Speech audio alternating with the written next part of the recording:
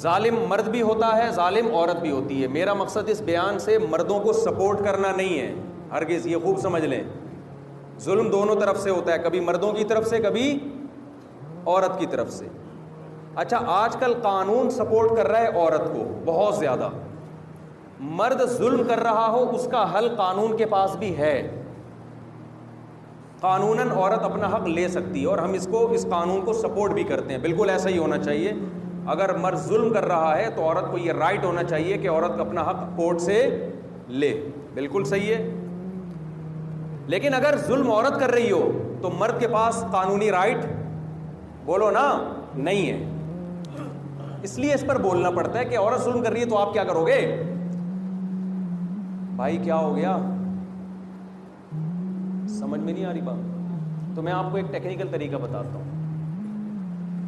عورت جب ظلم کرتی ہے میاں کے اوپر، بعض عورتیں جو میرا بیان نہیں سن رہی ان میں بعض عورتیں ایسی ہیں جو کرتی ہیں ظلم، چیز آتے ہیں.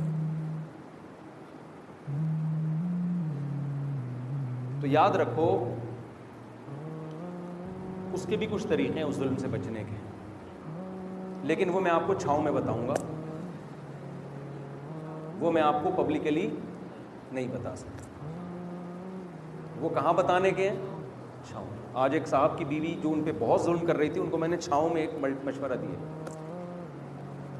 کچھ ایسے طریقے بھی ہیں. عورت کے لیے تو بہت آسان ہے، مرد ظلم کر رہا ہے اس کو تو ہم 2 اور 2 4 کی طرح گائیڈ کر دیتے ہیں. وکیلوں کا نمبر بھی ہے میرے پاس، میں دے دیتا ہوں، اس وکیل سے رابطہ کرو، تمہارے میاں کے چترول لگوا دے گا انشاءاللہ طبیعت سے. تو اس کو بھی ہم سپورٹ کرتے ہیں، ایسا نہیں ہے کہ ایک طرفہ. لیکن اگر عورت مرد پہ ظلم کر رہی ہو نا تو پھر میرے پاس کسی ایسے وکیل کا نمبر نہیں ہے جو بیوی کے جو شوہر پہ ظلم ہو رہا ہو نا اس سے میاں کو بچا لے. کیونکہ لا اس صورت میں شوہر کو سپورٹ بولو نہیں، اس کی ایسی کی تیسی کر دیتا ہے، بالکل برباد ہو جاؤ گے. اب سوال پیدا ہوتا ہے جب میں یہ چھاؤں میں بتاؤں گا تو میں نے یہ اناؤنسمنٹ کی کیوں، اس ٹاپک کو میں نے چھیڑا کیوں؟ چھاؤں میں ہی یہ ٹاپک چھیڑ دیتے آپ. کیا خیال ہے بھائی؟ یار کچھ سمجھ میں نہیں آ رہا. مجھے ایسے دیکھ رہے ہیں جیسے میں کوئی پہلی دفعہ آپ کے سامنے بیٹھ کے بیان کر، ایسا لگ رہا ہے شوق میں چلے گئے، ایسا لگ رہا ہے شوق میں چلے گئے. تو دیکھو اگر کوئی عورت سچی مچی کا ظلم کر رہی ہو، خام خواہ میں نہیں، بعض دفعہ آدمی سمجھتا ہے کہ ظلم ہے، حقیقت میں وہ ظلم نہیں ہوتا، وہ آپ ہی کے اندر کوئی ٹیکنیکل فالٹ ہوتا ہے جس کا ری ایکشن ہو رہا ہوتا ہے. تو اصل تو اس کا جواب چھاؤں میں ہے، وہ کوئی غیر قانونی جواب نہیں ہے. کوئی ایسا نہ ہو کہ میرے خلاف کوئی کیس کرے، مفتی صاحب عدالت کے خلاف چلنے کا لوگوں کو کہہ رہے ہیں، ایسا نہیں ہے. لیکن میں پبلکلی اگر بتاؤں گا تو اس کے سائیڈ افیکٹ بھی ہو سکتے ہیں. اچھی بھلی عورتوں کا بھی لوگ ایسا نہ ہو کہ ان کے ساتھ ظلم زیادتی، بعض چیزوں کا لوگ غلط فائدہ اٹھاتے ہیں نا، اس لیے میں پبلکلی نہیں بتا رہا ہوں. لیکن اس کا حاصل کیا ہے؟ اس کا حاصل یہ ہے کہ جو عورت آپ سے وفا کرے اس کے ساتھ رہو. ہر چیز برداشت ہو سکتی ہے، بے وفائی برداشت بولو نہیں ہو سکتی. ایک لمٹ ہونی چاہیے ہر چیز. جیسے عورت کو بھی میں کہتا ہوں شوہر ظلم کر رہا ہے برداشت کرو، لیکن ایک باؤنڈری ہونی چاہیے نا. یہ تھوڑی کہ ظلم سہ کے زندگی گزارنی ہے نا، یہ نہیں ہوتا بھائی. اللہ شادی اس لیے تھوڑی کی ہے کہ ظلم سہنے کے لیے.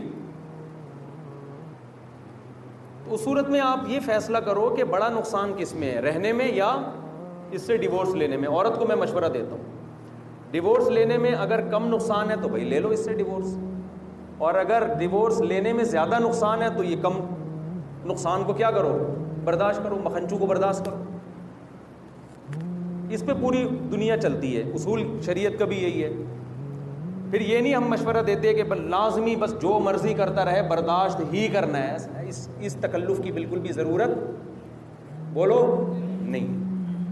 پھر کمپیئر کرنا ہے کہ رہنے میں زیادہ نقصان ہے یا علیحدگی میں، بشرطے کہ ظالم بھی ہو. ظالم نہیں ہے پھر نہیں. اچھا بھلا میاں ایسا نہ ہو کہ آپ سوچیں کہ ٹھیک ہے اس میں کوئی نقصان نہیں ہے لیکن طلاق لینے بھی ایکچولی کوئی نقصان نہیں ہے. یہ نہیں ہوتا، اس کا یہ مطلب نہیں ہے. یہ ایکچولی جو ہے نا یہ تھوڑا سائڈ پہ رکھ دیں. اگر کوئی بڑا ظلم نہیں ہے تو نباہ ہی کرنا ہے. مرد کے لیے بھی حکم یہ ہے کہ سافٹ ویئر انسٹال نکال رہا ہوں نا پرانے والے، اس میں بھی یہی ہے کہ دیکھو لڑکیاں مارکیٹ میں کم نہیں ہیں, ان عورتوں سے نکاح کرو جو گھر بسائیں. یا تو ہوتا نا خواتین سب کو میاں مل چکے ہیں, سب اچھی زندگی گزار رہی ہیں, اور چلو یہ مجھے ایک یہی ملی ہے تو اب یہ وفا کرے نہ کرے برداشت کروں گا. بھائی آپ کو اللہ نے صرف 4 کا آپشن دیا ہے, تو ان 4 کا گھر بساؤ جو رہنا چاہتی ہیں. سمجھ میں آ رہی ہے بات؟ اگر آپ ان 4 کو اگنور کر کے ایک عورت پہ ساری زندگی برباد کر دو گے جو آپ کے ساتھ رہنا نہیں چاہتی, تو میں سمجھتا ہوں یہ ان عورتوں کے ساتھ ظلم ہے جو گھر بسانا چاہتی ہیں. نہیں آئی میرا خیال ہے بات. یار دیکھو کوئی ویکینسی آئی کسی بھی ادارے میں, کوئی بھی اچھا ادارہ ہے جہاں اچھی تنخواہ مل رہی ہے, اچھی پوسٹ, تو اس میں کیا ہے کہ ویکینسی کے لیے سیٹیں کم ہیں اور افراد اس میں اپلائی کرنے والے زیادہ ہیں. اچھی طرح سمجھیں اس بات. تو آپ نااہلوں کو دو گے یا اہل کو دو گے؟ اگر کوئی نااہل چل نہیں پا رہا, آپ اس کو یہ سوچ کے نہیں نکالتے کہ یار اس کا نقصان ہوگا, تو بھائی نقصان تو اس کا بھی ہوگا اور جو اہل ہیں ان کا بھی ہو رہا ہے. تو بہتر نہیں ہے کہ ایسے کو نقصان دیا جائے جو نااہل ہے, اور ایسے کو یہ ویکینسی ایسے کے حوالے کی جائے جو بولو اہل ہے. اور آسان مثال, آپ کے پاس 1 روٹی ہے, 2 بھوکے ہیں. بھوکے کتنے ہیں؟ بہتر تو ہے کہ آدھی آدھی کاٹ کے دونوں کو دے دو. لیکن یہ اگر ممکن نہیں ہے, روٹی ہی 1 لقمہ ہے آپ کے پاس, 1 نوالا ہے, نہ اس کا پیٹ بھر سکتا ہے نہ اس کا. اب اگر اس کو نوالا کھلاؤ گے تو یہ مرے گا, اس کو نوالا کھلاؤ گے تو یہ مرے گا, دونوں میں سے ایک نے تو مرنا ہی مرنا ہے. تو آپ تھوڑی تفتیش کرو گے کہ کون اپنی حماقت سے مر رہا ہے اور کون قدرتی آفت سے. اس کی جب تحقیق کری پتہ چلا کہ اس نے کمانے کی پوری کوشش کی ہے, بیچارے کو روزگار ملا ہی نہیں, لہذا بھوک سے مر رہا ہے. اس کے بارے میں تحقیق کی تو پتہ چلا کہ اس کو تو 20 دفعہ ملازمت ملی ہے, کم بخت سست کاہل, ملازمت کرتا ہی نہیں ہے, اپنی حماقت سے مر رہا ہے.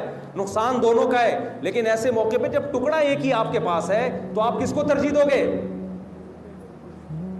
یار جو اپنی حماقت سے مر رہا ہے مرنے دو یار, اس کو بچانے کی فکر زیادہ کرو. مرد مارکیٹ میں شارٹ ہیں, عورتیں بہت ہیں, آپ کے پاس آپشن کم ہے, تو ایسی عورتوں کا گھر بساؤ جو میاؤں کے ساتھ رہنا چاہتی ہیں, وفا کرتی ہیں, قربانیاں دیتی ہیں. ان عورتوں پہ ٹائم ضائع مت کرو جو رہنا ہی نہیں چاہتی, جو لالچ کر کے اور صرف دولت پہ نظر ہے اور کسی بھی وقت آپ کو بیچ کے کھا جائیں وہ.